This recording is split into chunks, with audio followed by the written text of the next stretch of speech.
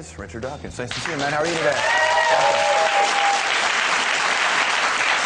You know, before we start, and I think this is something that you don't hear a lot about, and just to be clear for people, the book is called The God Delusion, but it isn't just about the Judeo-Christian God. I think, and you go to links in the beginning of this book to talk about how it's the term that encompasses anything. So whichever version of a God or deity you believe in, monotheistic or polytheistic, whatever, you're talking about all of them, right? Welcome to the program. Thank you. Nice to see you. So, right off the bat, what's wrong with, in your opinion, with believing in a God, regardless of who the God is?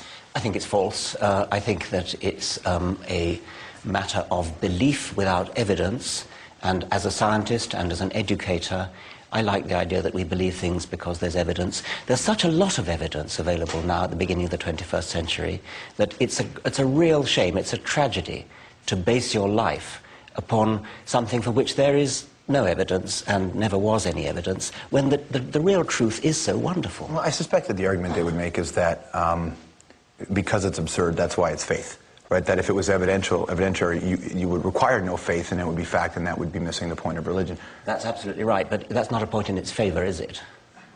Well, you know, it's whatever gets you through the night, isn't it, ultimately? Well, no, I mean, for me, what matters is the truth. The scientific truth.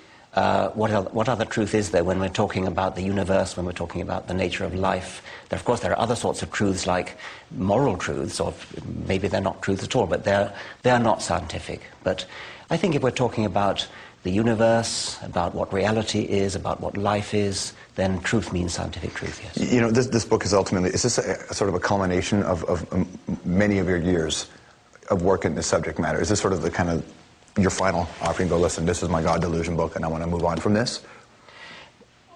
I wouldn't like to necessarily commit myself to that, but I don't have any immediate plans for another religion book, no. Why get into this?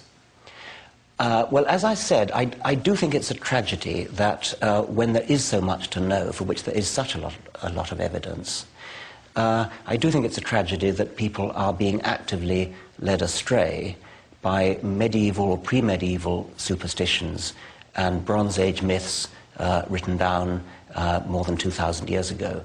That is such a loss, and so that's one of the reasons for trying to fight against it. Where do you think that came from? Because, I mean, you're right, the mysteries of this universe that we can see, the physical mystery, it is beautiful. I mean, and if this was all there was, this would be fine. But this has always been around. So where has it come from, do you think, in your opinion, this need to replace it? The need for religion, do you mean? Yeah. Yes. I mean, everybody's always had a need to understand, I suppose, and before science was fully developed, they filled that need to understand with superstition or religion, other things like that. There's also a need for consolation, and religion probably gives consolation, or that's a bit of a mixed blessing. The fact that something's consoling, by the way, doesn't make it true, but nevertheless it probably is a human need. So it's easy enough to think of reasons why religion has persisted. I mean, there's points in your book where you talk about the negative aspects of religion, what it's done to the world. And I saw you on Bill O'Reilly, and it was funny watching you and O'Reilly go back and forth. Who had the worst leaders, Christians or atheists? Yes. And it seemed to me that was almost missing the point. I think that is missing the point. I think, I mean, there have been some simply appalling people in the world, from Henry VIII and Genghis Khan to Hitler and Stalin, and some of them have been religious and some of them have not. I don't think we should, I think you're right, is missing the point to sort of tot up the number of wicked people who've been religious and the number who haven't. The question is, does religious faith, blind faith in the absence of evidence, does that predispose you to do evil things which you wouldn't otherwise do? Does blind faith, is it a negative? Does it have to be a negative thing? It might incidentally happen to be positive, but the fact that it's blind means that you have no particular reason to think it's positive, and therefore I think that in general the idea of blind faith, the very idea of blindness, is negative. Well, maybe that's the wrong word, blind faith. Maybe it's just faith. Yes, I mean, I use the word blind because it is in the absence of evidence. If it was in the presence of evidence, then you wouldn't call it faith. You wouldn't need faith if it was. I think you made that point yourself. Well, I guess when I was going through your book and reading it, you kind of, and again, I've grown up at home, I've seen a lot of Christian people in my life, and you look at, and none of them are running the world, right? None of them are leading crusades, but it provides meaning in their life, and I just thought, hey, you know what, whatever. Well, that's a very nice sort of laid-back point of view. I'd like to think so. Yeah. And in a way, that's right. If people say, well, if it's right for you, if it's true for you, then it's true for you. I think there's something more absolute about truth than that, and I care about truth. I don't mean I wish to impose it. I mean, if people really don't want to learn about what's really true, then far be it from me to force it on them. But I want to give them the opportunity. I don't want children to be brought up sheltered from the truth by a wall of separation from the truth, which is deliberately erected by tradition, by authority in their particular culture. Is there a misunderstanding, or moreover, has there been miscommunication about the number of atheists that perhaps exist? You always hear about it's Christian nations, and yeah. I know fewer and fewer Christians. I agree with you. I think that it is a bit of a misconception. Certainly, I mean, in Britain, there are, even the polls show that there are a lot of atheists. In Sweden, even more. In France, a lot.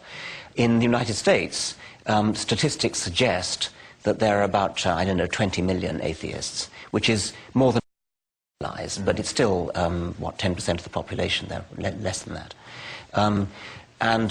So I think that more than are out of the closet. I think it's a bit like gays were in the 50 years ago. Where we know, obviously, there were a lot more than ever admitted it. And I think there are a lot more atheists than admitted. And I think we should try to change that. And I think that we need a consciousness-raising exercise. Although I will say this, I believe the gay pride parade will be much more interesting than the atheist pride parade. Well, I think we could dispute that. Yeah, we certainly could. You've been running with this a long time. This is certainly your book in terms of popularity. You are not the only one. Harris, Christopher Hitchens. There seems to be a rise now of writings about this subject, about atheism, in an unapologetic way. Yes. Is it gaining more momentum, or is it just that it is salacious and so it is fun for people to talk about it? I think it's gaining momentum. It wasn't a deliberate conspiracy or collusion. I mean, none of us sat in a room together, right? I suspect it's pretty accidental. I'm not sure that there was a great sort of, moment of unconscious, collective unconscious or something. I think it's pretty much of an accident. But it is fortuitous and fortunate that we do have these books, and really quite a lot of them, and I expect there'll be more now. I think it is, as somebody said, changing the national conversation in various countries in the world, and I think that people are going, that maybe we're going to approach a tipping point where it will suddenly become as respectable in North America to be an atheist as it is, say, in Sweden. You know how important tonality is. When I was reading this book, I thought, wow, this guy is going to town. And you've heard the criticism that you're an arrogant atheist, all of those sorts of things. When you look back at the way you approached it, was it the right way? I don't think it's actually as outspoken as it sounds. I think the reason it sounds outspoken is that it's about religion. And you just don't criticize religion. Yeah. Why don't you? Because you don't. And so if you use language which in any other context, like politics or football or something, would be thought pretty mild, if you use it in the context of religion, it suddenly sounds strident and shrill. And you can see how bad your soccer team is. You can't actually see how your religion works, yes. right? Yeah. Well, yeah, it's funny, though, because when I was reading it and I was going through your approach, I mean, I always thought if you ever influence the way somebody votes, if you're a political lobby group in any way, shape, or form, then you deserve the criticism. I don't care if you're a think tank or a church or whatever, but you raise this interesting point in your book about the absence of lobby groups on behalf of atheists and how powerful lobby groups have become politically, and in fact, that may be part of the reason. Could there be a time when there would actually be a movement of people who kind of went, because there's 1 billion Christians in the world, there's 1 billion Muslims, and there are 4 billion people who are neither, yet those 4 billion people have to live by the rules of the other 2 billion. And I wonder if there's a time when the other 4 billion are going to go, yeah, you know what, enough. I hope that. I mean, I'm not a great politician, I wouldn't be very good at it, but I think it is about time our voice was heard, yes. Do you get this, when you started writing with this decades ago, did you ever get the feeling that in 2007, did you think religion would be gone by then? You know, the enlightenment that came, that they called the enlightenment? Yeah, probably did, actually, yes.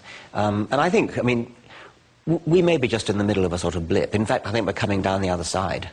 There was a blip in the Bush years, and look where that got us. And I think we're going down the other side now. But whoever is going to run in America is going to have to be a Christian.